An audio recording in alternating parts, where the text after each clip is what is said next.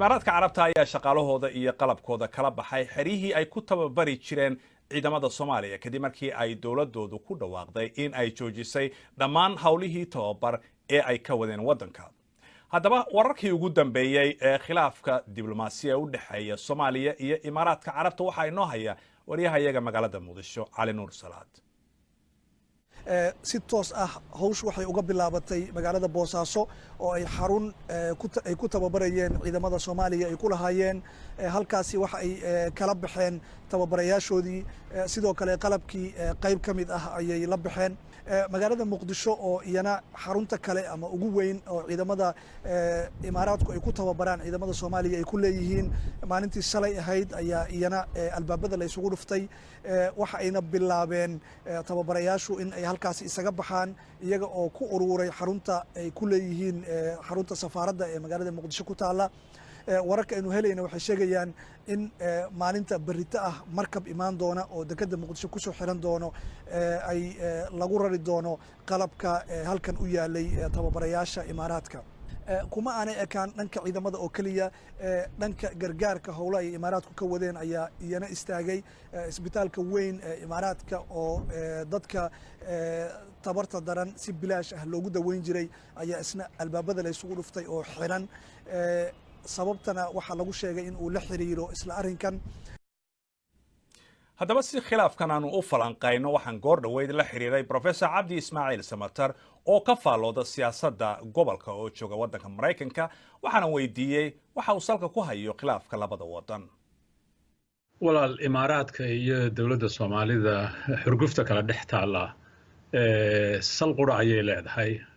aasaaskeyaguna wuxuu ka soo bilaabmayaa ma aha markii dawladda Soomaalidu ay diiday inay meel gooni iska taagto qadariyiinta iyo Sacuudiga iyo imaaraadka oo haystay tiri annagu walaalaha iyo dhexdhexaad baan u nahay xogaa way ka horreyso haddaad magaalada Muqdisho gaar ahaan tagtid iyo gobolladaba waxaad arkaysaa inay ku guda jireen siday qolo walba gobol kastaba goonidiisa ula dhaqmaaneen dawladda dhexe had iyo jeer ka shidaal qaadan taa qadariyintuna way soo kordhisay tan kale dekedda berbera runtii dawladda Soomaaliyeed qudheedu si xun uga hadashoon qiimo lahayn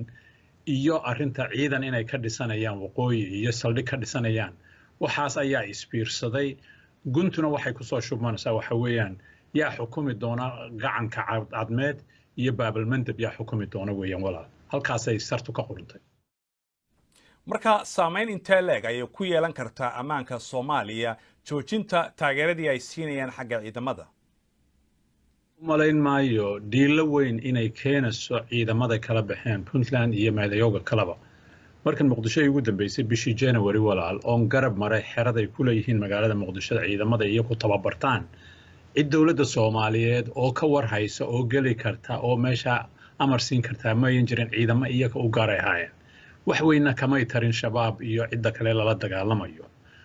waxa laga yaabaa dhakhtarka la xidhay iyo waxogaaga kale inay dad masaakiina hay dhibaato soo gaarsiiso laakiinse markaad qaran ahaan iyo ummad ahaan Soomaaliyeed u eegtid wax weyn oo manaafacaada oo ay kuwaasi tarayeen ay ma jiraan hadday sidan ku socoto way go'i doonaan xiriirku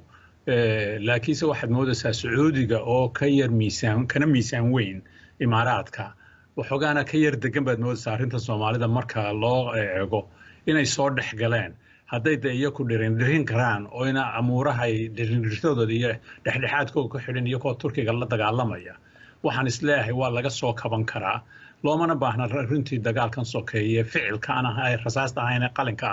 in imaaraadka iyo dawladda Soomaalidu inay wada galaan looma baahna